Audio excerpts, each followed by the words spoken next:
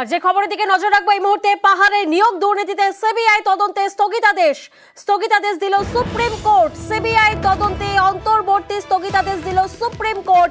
পাহাড়ে নিয়োগ দুর্নীতিতে সিবিআই তদন্তে স্থগিতাদেশ। আমরা জানি যে পাহাড় নিয়োগ দুর্নীতিতে সিবিআই নির্দেশ দেয় কলকাতা হাইকোর্ট এবং তারপরে এই নির্দেশকে চ্যালেঞ্জ করে সুপ্রিম কোর্টে যায় রাজ্য, আর তারপরেই সিবিআই তদন্তে অন্তর্বর্তী স্থগিতাদেশ দিল সুপ্রিম কোর্ট। পাহাড়ে নিয়োগ দুর্নীতিতে সিবিআই তদন্তে স্থগিতাদেশ। আরো একবার আপনাদেরকে জানিয়ে রাখি যে পাহাড় নিয়োগ দুর্নীতিতে সিবিআই তদন্তের নির্দেশ দেয় হাইকোর্ট, যে নির্দেশকে চ্যালেঞ্জ করে সুপ্রিম কোর্টে যায় রাজ্য, আর তারপরেই নিয়োগ দুর্নীতিতে সিবিআই তদন্তে স্থগিতাদেশ। সিবিআই তদন্তে অন্তর্বর্তী স্থগিতাদেশ দিল সুপ্রিম কোর্ট।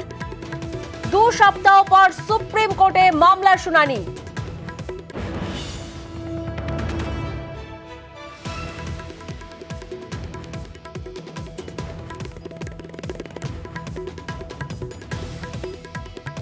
সপ্তাহ পর সুপ্রিম কোর্টে এই মামলার শুনানি। আমরা জানি যে এই মামলার নির্দেশকে চ্যালেঞ্জ করে সুপ্রিম কোর্টে যায় রাজ্য। পাহাড় নিয়োগ দুর্নীতি মামলা, যেখানে সিবিআই তদন্তে স্থগিতাদেশ দিল সুপ্রিম কোর্ট।